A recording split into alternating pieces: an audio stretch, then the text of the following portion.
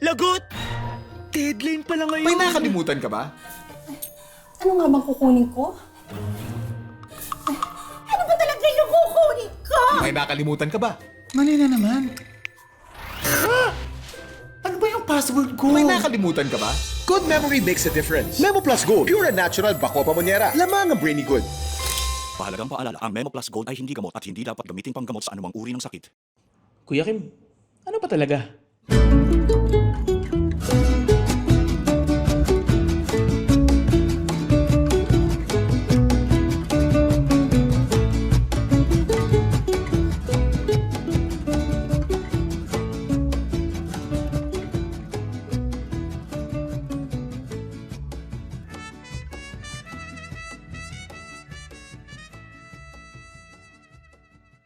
Magandang araw sa inyong lahat. Welcome to Ano Ba Talaga with Kuya Kim. Ito po podcast na to. We've been doing this for the past 3 months already. And ang goal ng podcast ito is for you to pick up anything. Dapat ma-inspire kayo, dapat matuwa kayo, dapat may take away. May matutunan kayo pagkatapos ng podcast. For the past 3 months, napakarami natin mga guests dito, iba-ibang topics. Pero ang passion talaga ni Kuya Kim, alam niyo naman yon, is to ride motorcycles. And when I was new, in big bikes, for many years I was into scooters. Then I got into big bikes in 2015. Ang guest natin ngayon is one of the first people I met dito sa big bike world. Ayan. Meron siyang isang Facebook Live, Facebook page na ang pangalan Makina. And then, mamaya, dumami na yung Makina. Mamaya, yun pala, marami na siyang mga in-organized na mga events. Tapos, he became the main face of motorcycling in the Philippines. Walang iba, kundi ang aking kaibigan, si Zach Lucero. Zach. Hello and thank you so much. Grabe opening voice mo palang nakakamangha. I remember the last time you were behind or in front of the camera, I was interviewing you in your, thank you for bringing me to your home that time and showing me your wonderful animals. I remember the turtle and the boa constrictor, I think. Yun ang mga The iguana. May iguana din. May iguana Opening din. mo nun, may iguana rito. Yeah, well, thank you for having me. It's such an honor, of course. No, Zach, the honor is mine. Ha? Pag sinabing motorsiklo, talagang Zach Lucero. Pero alam mo, ang ganda rin ng online presence mo, Zach.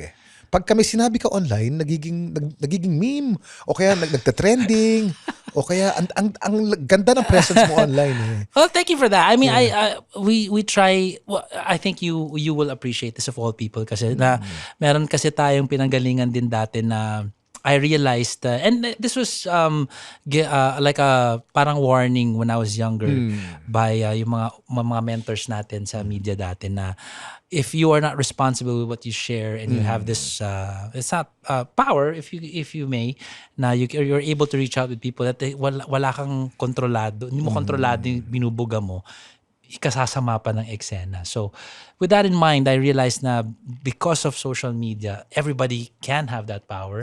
Everybody can have that voice. At pag hindi tayo mag-iingat, chaos eh. Chaos. Chaotic. Tapos, I mean, sa atin pa lang, motorcycles, everybody's nag-free for all na kung ano pinopost na mga, ano naman na, delikado, na normalize na yung ganun behavior. Tayong mga hindi naman nakikiganon, nadadamay pa. So, it's just a big hassle. So, I think it's a lot of it has to do with just, you gotta be responsible with what you put out there. So medyo pet peeve ko yun. Kunyari, wag naman ganun sana. Yun, hihirit na. Oo nga. Kasi dati kasi to be a broadcaster, you have to study for it. Tapos pagka nagtapos ka ng Mascom, mag-a-apply ka sa isang stasyon. And then mag-a-apprentice ka muna. Yes. And then eventually get your on-air break. Yes, Malaking bagay yan. yes. Now kasi everyone can be a broadcaster. That is true. Anyone can be a vlogger. Yeah. Diba? Then you will see later on kung sino yung mga natuto the hard way. Kasi yung mga iba naman we're not lucky like I guess me or yourself na nakaranas ng konting training back then. May iba nangangapa and they learned their lesson the hard way, diba?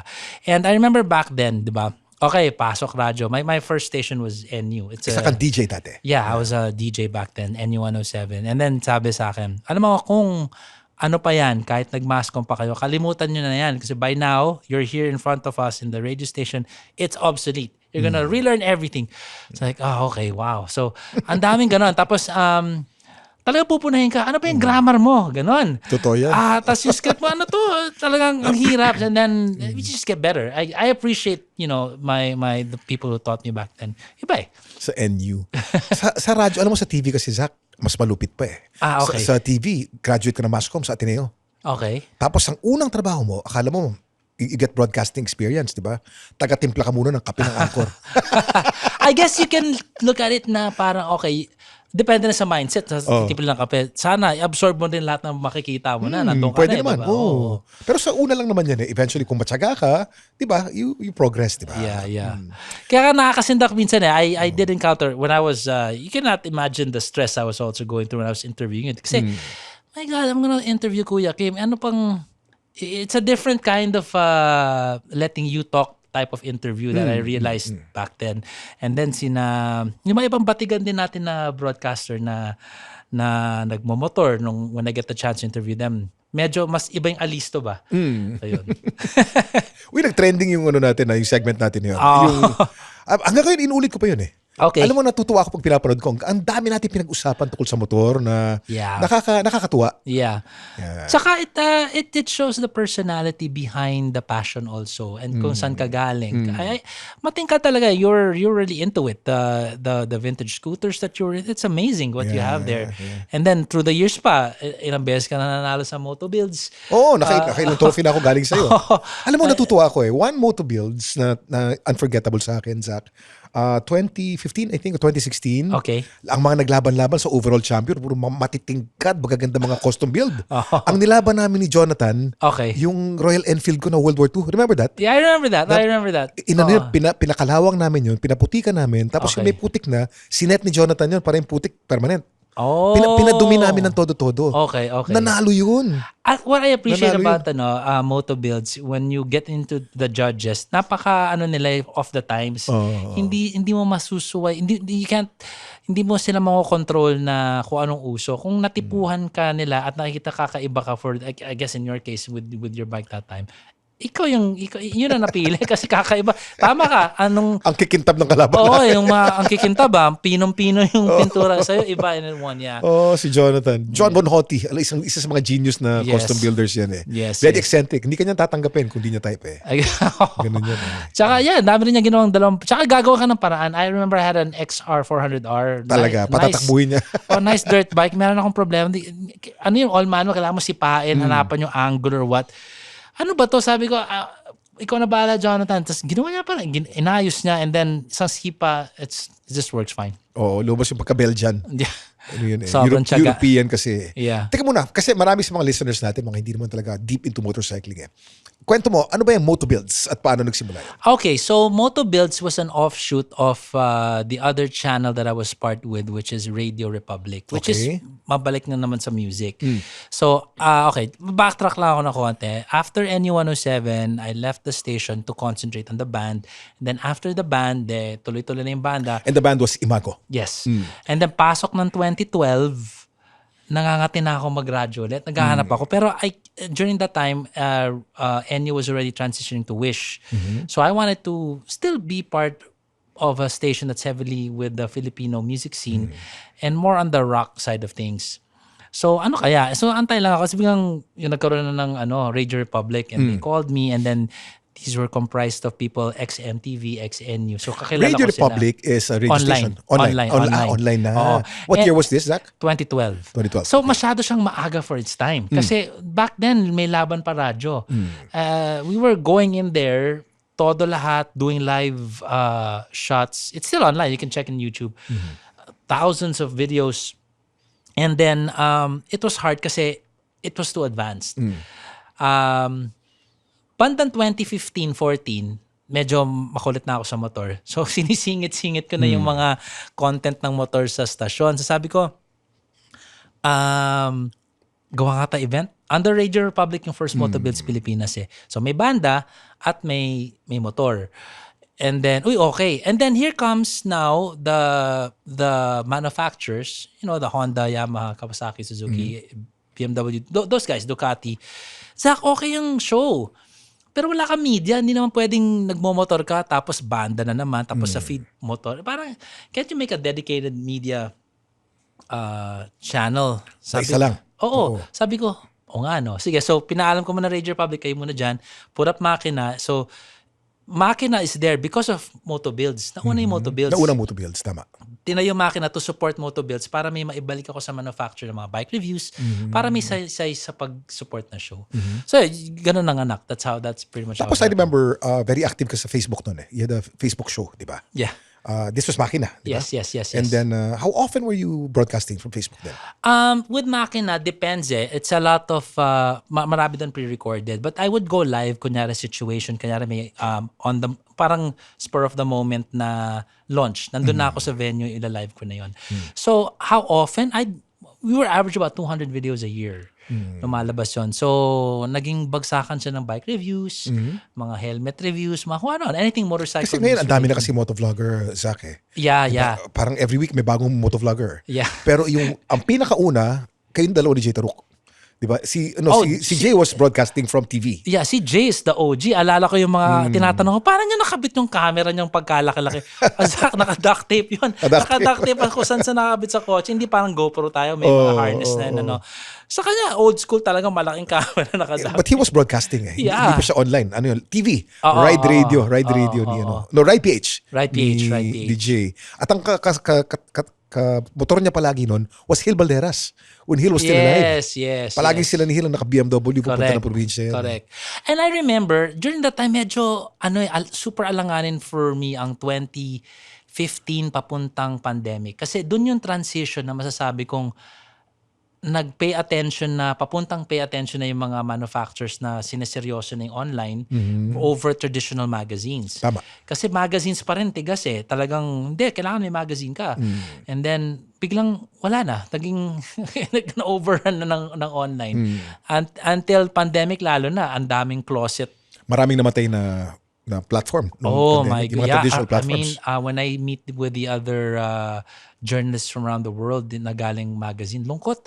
As in, mga publications nila na mga 30 years old na wala na. Ganun eh. Maski Cycle World, bumibili tayo. Ang hirap bumili sa Cycle World ngayon. Cycle World. Dati lahat ng, pati drugstore, meron Cycle World. Yes. Ngayon, wala na. Hindi ka makahanap. Oo. In fact, when you go to the US, I don't know why, paano nagagawa ng US? Pag pumunta ka sa supermarket nun, ang dami pa ng magazine, tabloid, kung ano, wala nang bumibili. Ano to? Talagang niche lang. Ano. Parang masabi lang may display kayo ng ano. Kasi meron din sila online eh. Siguro, may counterpart. ang totoong pera galing sa online. That's why they can afford pa rin to still publicize. But I think yun nga that was the era 2015 all the way till 2010 na medyo alanganin hangga't na-open na yung floodgates at naging na-legitimize siya sa at least for the Philippines. Pero ang roots mo talaga, Zach, music eh, di ba? Oh yeah. Tell us about ang galing mo mag-drums eh. may mga post ka na nagda-drums ka, ang galing eh. You're a drummer for Imago. Yes. Ang nangyari dyan, music, okay, this is a really interesting story. It's gonna go back to my ADD story. Go. I was a very problematic child. May ADD ka? Oo, dati. Pareho tayo. alam mo dati, wala naman, who knows Ang what tawag it sa is. atin, makulit. Oo, they're like, ano bang problema nito ni Zach? Why can't you why can't you just stay put? Why are you having a hard time in school? Yeah. I have this story, yung true or false, 100 items, nazi-zero ko yun. Perfect zero. Perfect zero. Oh, so yung teacher, alam mo yung sagot, binaliktad mo lang eh. Why are you doing this? Sabi ko, hindi ko kayang eskwelahan. So yung mga teacher sabi nila, alam mo, may something naman si Zach, pero bakit siya ganyan? We have to find out why. So, fast forward na. As in, para akong preso. When I'm in school, ayoko talaga dito. So anyway, my mom remembers me watching. I was enthralled and focused at the time when my older sister was playing piano. So bata ako, nakatungangan ako sa kanya, listening. So sabi niya, baka nabalikan ng mami ko yun. Baka gusto niya mag-music. Binigyan ako ng gitara. Wala na. Tumahimik mundo ko noon. As in, umayos na ako. Naging valedictorian pa ako. Binigyan ako ng something na trip ko. Doon ako nag-hyper ADD focus. Na 8 hours kayong hindi kausapin lahat. Ensayo lang ako. Kasi people in the zone, when they focus on one thing, they become geniuses in that one thing eh, di ba? Saka, time is nothing. You don't know. Gabi na pala. okay, kain na ako. So therefore, yung 20,000 hours mo, pasok ka agad dahil trip mo eh. Yeah, sobra. And then I was able to, well, during that time, I had to go to homeschool kasi hindi na ako ma-manage ng regular school. Ganun ka ba yung EDD mo? Oh, ito pa, I was amongst a lot of other ADDs dun sa homeschool na kasi we have to go there once a week to study. So may halo mga artista kasi career eh. So kailangan mag-home study. And then I had a classmate who was a giant, 6'8" na girl. Di siya maka-regular school dahil niloko siya. And then I had a classmate, super genius, sumasakit ulo niya. Sobrang, wow, I'm amongst people na parang nakaka-relate ako. Special, oo. Oh, pero kanya-kanyang topak, ika nga. But after that, when I got into college and I was heavy into music, I was kinda sobrang tinuna. Hindi na ako, I can listen na, but I know at the end of the day, makakatugtog na ako sa bahay. So I was something to look for. Nagsimula na yung banda, ganyan. So yung banda na first na sign ako was actually with Barbie. Barbie. Yeah. Barbie was my number 2 guest. Oh, okay. Yeah. There you go. She shared ang ganda ng buhay ni Barbie, bro. Barbie is an awesome, Oh my artist, musician, and Person, human being, man. 94 ata to, 95. So I met her through Ricky Gorango, yung bassista ng Hungry Young Poets. So the name of the band was Hungry Young Poets. So we got signed with Sony. HYP. But I wasn't official kasi hindi ako umabot sa release. Kasi nung medyo we're all cool now. Me and Barbie, wala naman kami beef. Kami ni Ricky, hindi kami makakaintindihan nung bata kami. So, buray niya lahat ng drum tracks ko. Tinanggal yung drum tracks ko. So, from that band, nanganak ang Imago, and then nagkaroon ng Barbie's Cradle, and then Mojo Fly. And Sabay-sabay kayong nilaunch at sabay-sabay kayong sumikat nung panahon na yun, no? 90s. Nung kumalas na, nagkanya-kanyang landas na. So, Mojo Fly, of course, produced kay Chinadal. So, so may nangyari din okay. Hungry Young Poets is a great band. Sina Barbie, awesome songwriting, pretty okay. So, from there, dahil doon sa banda yun, ako nakapasok sa NU. So, ito yung story doon. Si Francis Reyes, gitarista nanda doon. A guest ko last week. Si Francis Si Kiko. Reyes? Okay. Nandun pa rin, no? Nakakatuwa nga, nakita ko mga oldies eh. Sina Jet. Nagsanga-sanga yung mga guests mo, may connection lahat. Oh. So we were guesting in the show of Francis Reyes called In the Raw. Si Francis Brew. Di ba yung Francis pangalan? Brew, that's his name online. So Francis nakita Brew. ko siya, parang pagod na pagod, may eye bag. Sabi ko, are you okay, man? Zach, wala kaming tulog dito. Wala kaming day off, 5 hours a day. And 5 hours a day DJ work that's hard. That's tough. You're talking DJing 5 hours. Dapat 3 hours lang eh. So pagod laspag na sila. Tapos sabi ko, kailangan yung DJ, pwede mag-apply. Tapos, sige. Next day, they interviewed me. And then I got the job right away. So it wasn't because of any skill. Desperado lang Enyo nun. Kaya ako nakuha. The perfect place at the right time. Sakto pa. Dahil tumutugtog ako, okay sa akin graveyard shift. So I love that 2 o'clock till 6 a.m. So uwi ako, PlayStation na ako. So it was fun. So yun yung kwento kung paano nag-start sa ADD, nagkabanda, pumasok sa radyo, all circumstantial. It's a funny thing how all of that happened and where I am right now, diba? So, Bakit drums? okay, ito rin yung Kasi gitara yung una yung focus ng ADD mo eh. Oo. Ba't napunta sa drums? Kasi alam mo yung pagbata ka, parang pag pumapayag yung magulang mo, parang may mali eh. Parang, cool ba to? Parang true or false mo? Fino-false mo yung true. Dahil gusto ng magulang mo, doon ka sa kabila. Oo, kasi parang may nature, I don't know, for me parang dapat di na trip yung trip ko kasi ako yung bata, ako yung, parang nababadoyan ako sa sarili ko dahil mami ko, uy anak, ngayon, now that I have kids, man, alam mo, nag-sorry ako sa hawak ko yung firstborn ko na, Ma, Dad, sorry ha. Alam ko yung mga kalokohan ko ng bata. Ganito pala yung pakiramdam. I thank you for everything. I'm sorry. So anyway, nabaduyan ako sa guitar. So eventually, drums kaya ako. Nairita sila sa drums. Kasi ingay-ingay. Dito na ako. Ayun, kasi nairita sila eh. Para mas doon ka. cool ako, rebel eh. So, naging drum ka. Kaya ka naging drummer. So then drums. I mean, I would say that instrument got me to meet more people. Diyan ako nakapag-session sa lahat. Cynthia Alexander, Joey Ayala, sina Jun Lupito. During that time, I was really busy sessioning for drums. Those were the guys. Almost all the bands na pag-absent si drummer, nakakapalo ako sa kanila. So, guitar is really more for the songwriting. Talagang tool siya. So, yun. So, masasabi mo ba na napakagaling mong media person dahil musikero ka? Meron kang innate sense of timing? I would say it helps. I would say na the give and take and listening and while you're trying to do an interview, really helps. Kasi with music, hindi ka pwedeng manapaw sa kabanda mo eh. Nakikinig ka dapat. Kasi Oo. magbabatuin ka naman. Ang ingay mo or you're playing too much drums or Kailangan marunong ka magbigay. yes. At tumanggap. Yes. It's a conversation eh. So I guess it helped a lot. In terms of timing then and getting subtle cues from yung kausap mo helps. You kind of see when parang kunyari kahit simpleng presentation lang sa isang event or you're talk line yung nung na-ADD na sila sa kakadaldal mo. Okay, change topic na ako. You gotta get sensitive to that. I guess it's the music thing siguro. Okay, so pagkatapos ng pagiging DJ mo, yung passion mo sa motor, kailan pumasok yan? Okay. Yung brother ko kasi, siya yung makulit magmotor nun. Kaso na aksidente. Nako, Nung oh. araw, alam mo yung hopper? Hopper. Oh. Suzuki na, Suzuki. Parang Yamaha. Yamaha. Hopper. So may hopper. Si Gretchen Barreto ang ano niyan. Oo. Ang model niyan. Oo. So may hopper. Basta na-aksidente siya, he goes home, puro dugot, stitches. Wala, banta yan, tama na yan, sabi ng dad ko. So, hindi pwede. And then after that, pero gusto ko magmotor eh. Ngayon na binabawal nyo, gusto ko na lalo ulit, di ba? So, pero bawal talaga. As in, meron hangganan yung, alam mo, galit na yung magulang mo na hindi pwede. Of course. Oh. But they can't stop you when you're earning na, di ba? Ayan na. Ano pang gusto niya? Above 18 na tayo. Tsaka, even before below 18, nakakasawsaw na ako ng mga motor here and there. Pero hindi nila alam. Pero yung official na wala na sila magawa, wala na. Okay na. Diba? Ganyan naman tayo lahat eh.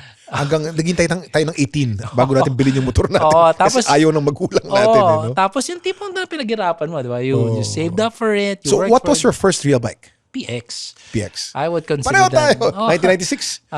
Veloci Motors. But 97 second hand. Second hand. hand. Ang PX na magkano lang? 46 million. Yeah, oo. Tsaka, yun ang mga pinagsisiyan mo pa ito, binenta ngayon. Ay, Nakakapunasan. May story ako sa PX ko. Okay. If I interrupt a bit. Sure. Kasi my first motorcycle was a PX. Okay. This is I bought with my own money. My first real scooter, no? This was in 1996 sa Veloci Motors. Okay. It was 40,000 plus lang eh. And then it was yellow. Okay. And then sabi ko, let me pattern this sa PX to the yellow cab of the US. Okay. Wala pang yellow cab kasi. Wala pang yellow cab noon. Kasi yung yellow cab dito sa Pilipinas, pattern yan after the yellow taxis Correct. in New York eh. Correct. So niligyan ko ng checkered yung yellow cab ko, bro. Yung PX ko. ganda. Ganda. Pati meron siyang windscreen, niligyan ko rin ng checkered. Mukha siya talagang taxi. Okay. And then part of my riding group then was Eric Puno, Okay. the owner of Yellow Cab. Yes. We were riding around Manila because he had the Chowking siya noon eh. Sila ni Abigo po ako dito sa Escolta, sa Okay. Chinatown. Okay. So, pupunta kami ron sa Chowking niya. Wala pa siyang Yellow Cab noon. Franchise holder siya ng Chowking. Okay. Pero pareho kami naka-PX. Okay. And then, nawala na. Nabenta ko na yung PX ko. Hindi ko na nakita si Eric. 2020, 2004, 2005, 2010. Nakalimutan ko na. And then, sumikat ang Yellow Cab pizza. Tapos naka-LML sila the whole LML. the works. Nagsimula yan, puro PX muna, Vespa. Okay. Pero ang forma nila, Yellow Cab. And then in one event, I saw Eric. Sabi ko, Eric, ang ganda ng mga Yellow Cab mo ha. Kim, ano ka ba? Na-inspire ako dun sa PX mo. Wow! It came from you. Sabi ko, wow, Eric, sobra naman yung, can I brag about this? Of course, because that's the truth. Galing! So now I brag about it because Yellow Cab was inspired by my PX that was So you mean to say everywhere customized. else na yellow cab, hindi Vespa talaga? It started out as Vespa. And then ngayon, because Ah. nagtitipid, mahal ng Vespa dahil No, I Italian. mean the other countries may yellow cab. No, invento lang ni Eric. Eric Puro. Local yan. Okay. Yellow I Cab see. pizza is local. I had an impression it was an international Ang galing, no? brand. Ang galing, no? It's Oh. now owned, I think Eric sold it eh. Hindi na kanya ngayon eh. Okay. Eric is now busy with Army Navy. Okay. Army Kaya pala Navy. masuporta sa motor. Kasi Off the nagmamotor scene. yan. Scooterista Okay. talaga yan eh. Okay, I see, So I yun. see. Yun ang storya Galing, nung... Now I brag about it kasi pinaalam ko because it's the truth. Mm-hmm. And then nung nalaman na yung pinakaunang Yellow Cab was my... nung nakabili, nalaman niya na yung papel kasi nasa pangalan ko pa eh. Itinago. And kaya lang hindi na yellow. Ano na? Hindi na, pinalitan ng kulay. Ay, Pero sayang. tinago niya because that's the very first Yellow Cab PX. Oh, okay. Sayang naman. Dapat niya niretain niya all orig, di ba? Oh, alam mo But tayo. that's a really good story. I It is, didn't know ikaw pala nag-inspire ng fleet. In fact, naalala ko may time pa nga may parang nag-selling silang maraming Vespa or LML. Correct. Oo Ang binili, lahat ng mga PX, ang naiwan yung mga LML. yung mga Kasi yung LML. PX naman, Zach, parang tank yan eh. Oo. Kahit nalaspag yan, madaling ayusin yan. Tsaka the value is just there. It doesn't really Exactly. change. And then the PX200 is $500,000 already. Ha? Yeah. Dati 240 pa yun bago Yung 200. Oo. Yung 150 nasa mga 250, 300,000. Tumaas na. From Wow. 40,000. Wow, okay. Brand new. Ngayon, collectible na sila eh. Grabe. They're now considered vintage eh. Wala man tayong time machine, ang memories naman natin ang pinakamabilis na paraan para makabalik sa nakaraan. Alam niyo ba na ang memory ay galing sa Latin word na memor? Ibig sabihin ay to remember something that has passed. Diyan din galing ang salitang memorare o yung mga remembrances ng mga nakaraan natin. Mahalaga talaga ang pag-preserve ng memory. Kung gusto niyo ma-enhance ang memory niyo, ma-improve ang focus, mabawasan ang stress at maiwasan ang pagiging makakalimutin, try Memo Plus Gold. Trusted na ito for almost 20 years. Meron tong Bacopa Monnieri herb na proven safe and effective to enhance brain function. Clinically tested din ito sa CDRI ng India at BSI sa Australia. Available ang Memo Plus Gold sa Mercury Drug, Watsons at lahat ng leading drugstores nationwide, pati Shopee at Lazada. Tandaan, para hindi makalimot, Memo Plus Gold. Oh, back to you. Ano tuloy na, sorry. Napunta na sa... Maganda naman yung kwento na I didn't Ayun. know that. So, you got into motorcycles. So your first motorcycle was your scooter. Yes. Ingat muna kasi mayroon pa rin yung warning and foreboding. Diba? Yung- We all start with scooters Oo, Kasi eh. akala natin delikado yung big bike Oo, pero pag nakatikim ka na ng big bike, kahit hindi naman 1,000cc ka, 600 lang. Sabi, hindi naman ganun ka-wild eh. And you realize you're actually safer on a big bike than on a scooter. Yeah, kasi yung... All the safeties. One, you can get out of trouble. Basta you have your wits Quicker. about you. Makakaalis ka out of danger. Hindi parang scooter, abot ba ako dito? Hindi. Kumbaga predator ka. Dito sa scooter prey ka eh. Oo, parang you're at the mercy more kasi nga, there's a power thing. And then, of course, when you're if you're riding responsibly in clear roads like the highway, it's still safer than makikipagsabakan ka na medyo pwede kang pipinahin. Pipinahan. O pipinahan ka na lang, biglang tatansi ka na lang. Sinabi mo. Oo. Ginagawa yan. Yeah. Ginagawa pero hindi nila ginagawa sa big bike yan. Oo, may konting... May takot. oo. Siguro iniisip nila, baka pulis to. Baka baka military to. Saka there's also the awareness, the engine is louder, they know you're there, 'di ba? As opposed to tahimik na scooter, 'di ba? So may mga ano rin. So yeah, the scooter was the first, but the jump from that to the big bike was very quick kasi we just try to find something, gusto mo graduate. Yeah. Pero ang ngayon, bumabalik na naman ako sa luma eh. I have this funny story. I was able to buy a toaster tank in the US. Uy, R75. Oo, R75 Slash mismo. 5. Oo. So, nabili ko siya. I have the papers, the whole history down to the bolts kung ano ginawa. So, now I have this task of kailangan ko siya baklasin, ipagkasya sa Balikbayan box. 12 nabilang ko yun. So medyo kamote ako. So yung Anderson Brothers, tinawagan ko. Paano ba to? Kasi meron mga tornilyo na kunyari de 12 because it's a vintage nut. Yung kapal ng mga, di ba ito yung socket natin, yung kapal nito, iba nung panahon. Tama. So mas manipis yung dati, kahit parehong 12, mas kakasya yung luma. Tsaka special tools ang kailangan mo. Oo. Pang BM talaga. Oo. So something that they would make, kunyari mga yan, kaya nila ibaklas sina Dark Horse, mga a day and a half. Man, ako 7 days. Sumakit kamay ko. Kasi ito nakakatawa. Bilaklas mo sa Amerika to, nung nasa Amerika Oo, ka. binaklas ko. Hindi, okay na LBC ko na, papunta na dito. Pero kinulit na naman ako nila, sila Anderson na, Sina Aldrin. Oh. Aldrin, Zach, may bibili. Tsaka tatay niya. Oo, may bibili Zach eh. Ha? Di ko pa nga nagagamit eh. Pero hindi, ganito yung presyo, Zach. Payag ka ba? Makaharap ka na ng iba dyan. Sige na. Sige na nga. So hindi ko na nakita kung asan na ngayon yun. Diba? Sobrang ganda ng presyo, hindi ka nakahindi. Hindi, tsaka syempre on the business side kina Aldrin, it was something in it for them also. Of course, parang, yeah. Kasi everybody happy, sige. Tas, now that I know how bumaklas na motor, ayoko na gawin. Hindi siya biro ha. I mean, it's not, some are, Uubos ang kuko mo dyan. Oo, some people are mechanically inclined. I'm okay, but nagawa ko na once, ayoko na gawin. Kung mapapaship ko na lang or bilhin na lang dito sa Pilipinas, mas okay pa eh. Minsan hassle. Napasubo lang ako noon eh. Kasi gitna, baklas na lahat. O gagawin ko dyan, di ba? So, forced to na ako. But yeah, I was... So hindi mo alam sino may-ari ng R75 mo? Hindi ko alam kung kanina punta yan. Hindi ko pa natatanong si Aldrin. But it was again, there's something about older bikes. It just, hindi ka naghahanap ng kapalit maya. Oo naman. It's not, you're not chasing after power every 2 years, 3 years. It's just there. And, content na ako. Happy. Why are you so happy with older bikes? What else is the reason? There's something about an old bike na when you're riding on it na may pumapasok sa utak mo na ano kayong kwento nito nun? Ilan na yung dinaanan nito? Let's say it's a 25-year-old bike. Diba? Wow, anong dinaanan? And you're still riding it. Same with cars. Right now, I was able to finish an E34 which lalabas sa Makina Auto. Medyo tagal, a year and a half yung E34 ko to nabuo. So, dala ko siya ngayon, nagagamit ko kahit saan. At ang mentality ko naman, basta napalitan mo naman lahat, parang bago na rin eh. So, there's just something about that. And may smiles din ng mga tao eh. Nakita, nagpapasahan kayong good vibes eh. Parang ganun eh. So, yan. So, anything old, I really like. Love life. Love life. Yes. Bakit ang ganda ng asawa mo?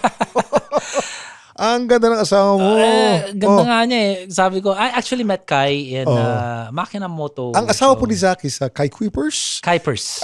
Kai Yeah. Kuipers. And she is a model from Malaysia. And then she is, pagka merong F1 race dyan sa Malaysia, siyang MC dyan eh. Yes, MotoGP din. MotoGP siyang MC. Malaking model ito sa Malaysia. Yeah. Na in love kay Zach Lucero. At when I see you together in events, you seem so happy, bro. Yeah, I think sometimes there's just someone you really click with. I know cliche man to sabihin or sa ganun eh. I've had my share of heartbreaks too, but sometimes you just gotta. It's not even effortless eh. I mean, wala naman kaming ginawang special. We just, really like each other's company. So, nakilala ko siya sa Makina Moto Expo. Was she MCing? Was she a model? Yeah, she was hosting. Hosting, okay. So, kaya ko na hinahanap yung boss kasi una may accent. Parang Australian na Malaysian. Sila Malaysian. Very sophisticated Asian. Yung boses sabi ko, sino yun? Tapos sabi ko, okay ang ayos ng hosting. Kasi minsan, pet peeve ko kung masyado ng magulo yung hosting na parang ingay. Oo, parang let's tone down kasi Parang export perya. so Parang we can perya. talk to the customers. Silang ayos. Ang ayos. Sabi ko, galing. I gotta meet her. Tapos, ginest ko siya sa Mulrota, which is the Makina Lady Riders of the World. Kasi nagmamotor pala siya, may Harley siya. Nakita ko naka Road King ba? Ang laki ng Harley niya. Fat Bob. Naka Fat Bob. So sabi ko, nag-interview ko. After that, nagkasundo na kami. And she was single during the time, me as well. So yeah, may baby na kami. I know. Funny, we got married, bilis. We got married in Vegas and then nagka-baby months later. So Ang singsing nyo, 13 Lucky Monkey. Diba? yes, I'm bringing it right. I have it with me right now. Yung mga singsing natin. Yeah, 13 lucky. 13 buti lang kaibigan natin si Dante. Because 13 Lucky Monkey, they're silversmiths. Yes. Who are famous all over the world. And very hard to buy kasi pipila ka. Yes. Sikat sila sa Dover Street Market, sikat sa Japan, sikat sa LA. Yeah. Pero dahil barkada natin sa Pilipinas, pag tinawagan mo, gagawan ka. And in 3 weeks. And imagine the story that a guy like Dante, the team, diba? Dante Noli and the team. Si Nanoli, I mean, ang galing ng kwento dahil meron kang something na ginawa. This is my third ring sa kanila. I'm a Sandman fan, so they gave me a Sandman ring and a Corinthian ring, yung characters ng The Sandman. So, nakakatuwa na meron silang, may ganyan tayong kakilala. Oo nga. Kailangan i-guest ko. Buti pinaalala mo. I really have to guest him kasi Pinoy to eh. Pero sikat na sikat to. Hindi lang sa motor world eh. Even sa Amikaji world, sa mga vintage guys, sikat sila. Respetado. And then, there are a lot of vlogs sa YouTube. Mga nagre-review ng boots, nagre-review ng denim. Ang mga singsing, 13 Lucky Monkey eh. Astig. Oo, Nakarating na sa kanila. Ang galing. Balik tayo sa'yo. Si Kai. Okay? Nakilala ko si Kai for the first time during the pandemic. Yes. I had the vlog and then she was there with her friends with Sina Bubbles. And then we ran around Malate. Nakwento nga na yun eh. Then we went to Escolta. Kaya nang wala kaming mask, bro. Medyo tinira kayo. Yari kami nun. Nabash kami ng todo-todo. But it trended. That was the first time I saw her. Then I said, what a beautiful woman. And then pag nagsasalita, edukado. Tapos nagmumotor. Sabi ko, wow. Galing nga eh. Sobrang kasundo eh. And I think once you're there, and there's just for me kasi if there's that basic respect and it's maintained there, yun na yun eh. That's how I feel you last eh. Pag nawala na kasi yung respect, yun na medyo wala na. Does she allow you to be yourself? Kasi you're very colorful eh. Oh, yeah. I mean, she lets me be. She's still adjusting to all this traveling. It's kind of new to her kasi I need to go. But medyo nakabawi naman tayo sa kanya. Kasi gets ko naman eh. I mean, syempre, I have a family. I try to be home. Of me stepping out of Imago as well also helped kasi syempre, I have to give priority. You stepped out of Imago already Oo. What This year was this? This year lang. this year. January. Okay. Yes. And the reason is? Time, schedule, and I cannot fulfill what is expected of me. Siyempre, kita ko naman sa mga mukha nila na hindi nila ako masabihan minsan, pero parang, Nahiya lang sabihin pero hindi mo mabigay yung dapat eh. parang, asan na naman si Zach, di ba? Oo naman. I get it. So, yeah. And sometimes that can also cause parang tension in the sense na hindi nyo mabigkas kasi di naman nila masabi. So, they try to understand me also where I'm coming from and I try to understand them. So, yun, that's pretty much it. It's a big scheduling thing. If only I can half myself in so many ways, wala eh, di kaya. Music is part of you, Zach. Eh? So you started a new band. It's not really start a new band, but I still have yung pagka-ADD ko. Itutulak pa rin ako. Ang dami ko kanta eh. I mean, I have like 3 phones na punong-puno ng kanta. Kailangan ko pa rin siya i-record. Although hindi ko siya mabibigyan ng oras itugtog live. I'll be releasing a song once every 3 months, 4 months siguro. Just as an outlet. Kasi that's me. Whenever you release a song, it's under Zach Lucero, solo artist, Yeah. or the new band. Zach The other Lucero. band, Zach Lucero. Just Zach, oo. And then recently nakuha ko to help me with the recording sometimes sina Peds from Teeth, si Doc Serio, I've guested Ian Mayor, UDD, Updharma, drummer. Up, down, down. Oh, so iba-ibang mga kaibigan natin. Galing, oo. galing. Pero yung tugtog live, yun ang di ko pa talaga maharap pa eh. Mahirap pa yung mga schedule ang oras. No, back to your being an online icon, Zach. Ikaw ang nagpauso ng salitang dede content. Ano ba yung dede content? Okay, yung dede content nanggaling yan sa tae content muna. Mabalik ko na Sa tae content muna tayo. Okay, tae content. Ikaw din nagpauso ng tae content. Kasi Ano ba yun nga eh. Pasintabi po, pero meron po sa mga nagmomotor po, merong tinatawag na tae content. Okay, bakit tae content? Tae content kasi it's putting stuff online na wala naman talagang ginagawa to help the community. It's doing things illegally online. I mean, Ito yung mga nagsispeed na mga 220 papakita na ka. But magpapakatotoo ako. I mean, ako mahataw naman ako eh. Motor yan eh. I mean, I'm there. But I have like a judgment call. It's wrong. But I don't post it. And then, tsaka yung mga banat, it's just... Meron tayong mga instances na giging kamote tayo because we're human eh. Yeah, exactly. Nagkakamali eh. Anyway, go. Pero ba't ito pa ipopost? Oo. Di ba? Kunyari, meron akong, may stretch, walang tao. 10 seconds, hatawin ko, bitaw na. Pampagising. Malakas. Kasi minsan malakas. nanto ka. So, this happens all over the world. Not to justify it, I know it's, but at least diskarte ko yun, and I'm not trying to influence everybody by posting it and hey, look at me, guys. So, yun ang mga nabansagan natin na tayo content na parang kung ano na ginagawa online para nang sumikat. And then there's dede content naman. And then dede content is... Ano ang pagkakaiba ng tae content sa dede content? Dede content is it's geared more on how sex and sexuality, yung pagka-sexuality ng isang tao ay nagagawa siyang parang tool. For likes and for views. Yes, oo. But again, nature, humanity, sex makes the world go round nga. That's what they say. But there's I don't know, maybe there's a tasteful way of doing it. I mean, diba? I mean, can you not get into can't you not get your fan base na without having to rely To expose your skin. Oo, dede content, yun ang nangyayari. Kasi merong mga magaganda na magaling sumakay. Pero maraming mga magaganda at mga sexy, kakatuto pa lang magmotor. Naging vlogger na. Pandemic lang. During the pandemic, they started experimenting and then they go out there and then shoot from the hip ba? Hindi pa nila yung consequences ng actions sila kung paano. And you know, the recent clampdown online, medyo natutuwa ako. Di ba may mga content creator na Hindi natin papakalanan.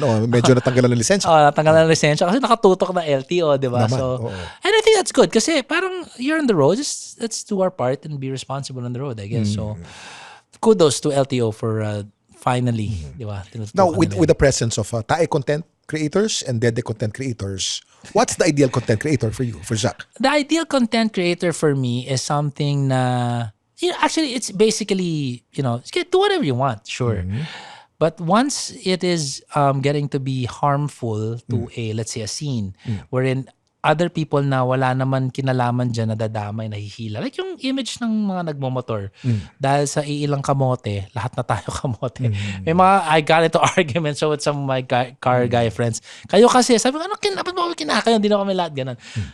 May ganun may damay. So ang ideal sa akin is siguro, someone, if you're making content and then it's not really outwardly harming someone or ikasasama na eksena, sana wag ganun, di ba? So ideal sa akin yung hindi nakaka-harm ang iba. Pretty much. Nagmamotor ka siguro mga 3 decades or 4 decades already, Zach. Maraming mga gusto pa rin magmotor ngayon. Anong advice ang bibigay mo sa mga gusto magmotor ngayon? Oh man, lessons talaga. I mean, ano to? Not book lessons, but from experience. Ni Yes. Zach Lucero. Ano yan? I would enroll in a school, ask your friends sino recommend nila. In fact, sana may kaibigan ka nagmamotor at meron kang matatanungan who's been there before you kung saan magandang school, sinong kakilala na trusted mo na instructor, coach. Kasi iba talaga. Yung I mean, pag-inaral. yun nga no, nag-California Superbike tayo one time, sa nagulat ako doon. Pag-uwi ko sa Ang galing, no? pag-uwi ko Dami nga. natin natutunan. Ba't ang bagal nilang lahat, Nax? Sa NLEX ako nun Bagal nilang lahat But again, you have to practice. Hindi porket nag-CSS ka, ikaw na. You have to go back to the track and practice what you learn. So, one, education, learn what you can, and you gotta practice. And you gotta respect that anything can really happen out there. Of course. Kanina sumemplang ako. I'm glad you're okay. Wala sa galing yan Oh, I'm glad Wala yan. sa galing. Totoo yun. But one of my worst semplangs, Zach, was about 3 months ago May tumawid na aso. Oh, yan yung mga wala Nabalita, kang... wala kang laban, I heard about that, yeah. Oh, at saka kung yung aso kasi maliit, you'll survive it Malaki. Pero tumapon ako. But mahal tayo ni Lord. Is this the one with the... I broke a rib. There you go. I broke a rib, but I'm well already. And, Okay. parang That's good. Okay That's na. good. But that's part for the course We love it. We're passionate about it. We just have to be very careful every single day. One of the things I think of before I ride out is I think of the kids. Like, okay. In fact, as if I can avoid it, unless it's for work or it's syempre masarap leisure din going out there to ride. But I will always think of my loved ones talaga. Bago kailangan ko makabalik talaga. It kind of helps. You've heard of the pilot mindset. Pilot mindset. The pilot mindset. Kasi a lot of riders kasi, whenever we talk to our friends, they'll always say, sasemplang ka rin, it's just a matter of time. Sasemplang ka rin, wala yan. It's not a matter of if it will happen. It's when will it happen. Maling mindset yan Okay. I was reading this. Parang defeatist Defeatist at saka fatalist. Okay, It's you're- gonna happen. you're It's gonna happen. acknowledging na. You're acknowledging it already. A pilot will fly his plane, a 747, thinking, I'm going to be perfect today, and I'm going to fly this plane, I'm going to land it, and all 300 passengers safely. Kung ganun ang mindset daw ng nagmumotor, pag I'm going to ride this motorcycle, I'm going to be safe, and I'm going to be, when I get home, I'm going to go home in one piece to my wife. Pag ganun ang attitude daw, every ride, like a pilot, then you'll be okay. You minimize the Saka yung well-being possibility. mo, hindi ka napapraning na, today na ba yung when? Di ba? Parang kinreate mo self-fulfilling prophecy, di ba? So, today, hindi yan mangyayari. Dapat ganun. Dapat ganun. Uuwi ako. Ako nga Zach, Pilot's mindset. pati for me, riding a motorcycle is like prayer. It's my quiet time. I get to talk to God, and then I listen to worship music. I tried listening to podcasts. Nadidistract ako. Ikakamatay ko.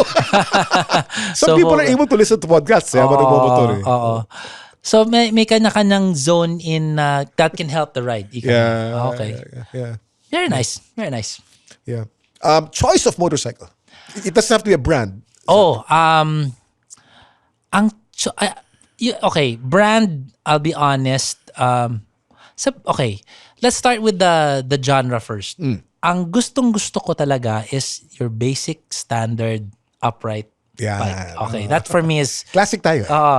like right now, like one of the first bikes that I've gotten, kasi meron akong I stopped riding for a while. And then yung the return, yung hanggang ngayon, diretso na, naging addict tayo sa motor. The first big bike that I had then, 2011, nung bumalik ako magmotor, was the Enfield Classic 500. Yan. What color? Olive? No, it was the chrome black. Ako, ang ganda nun. Oh. And here's the thing, I hate chrome. Oh. Pero sabi ko, pasado tong chrome na to, okay na ako dyan. Pero normally I don't like chrome. But sabi ko, okay to nakatayo, pogi, and I'm chill. At saka mukhang luma, kahit na bago. Yes. Mukhang 1950s eh. So I like that, and then I also kind of like the dirt bikes na spongy na medyo mataas. I also like sport bikes in a way.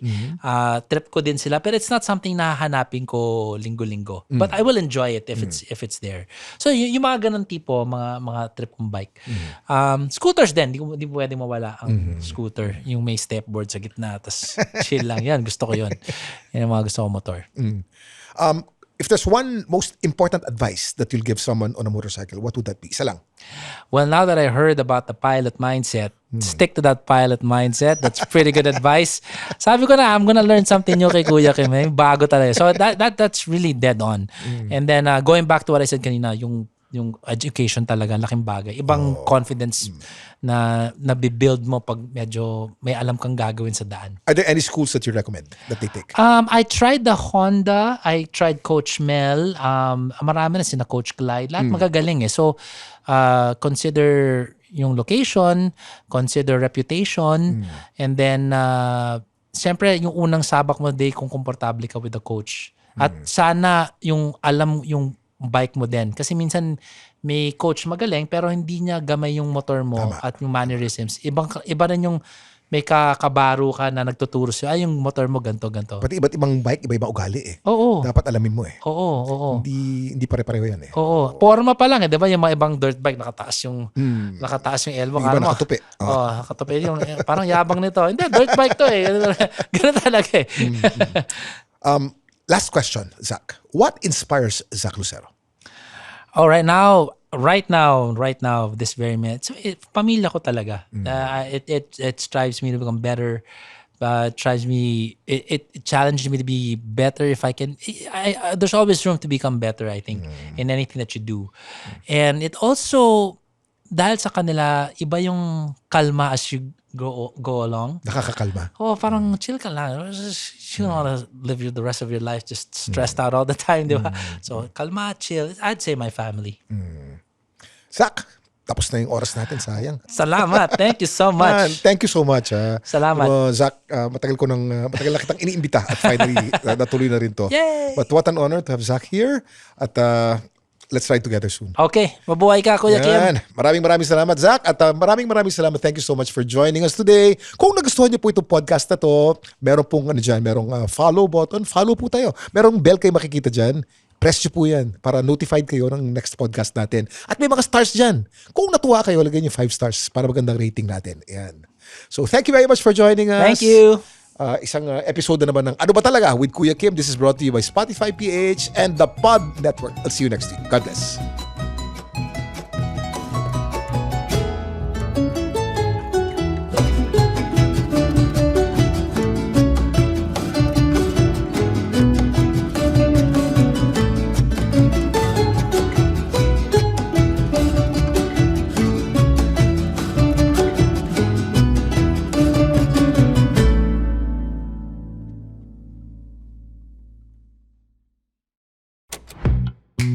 The Pod Network Entertainment.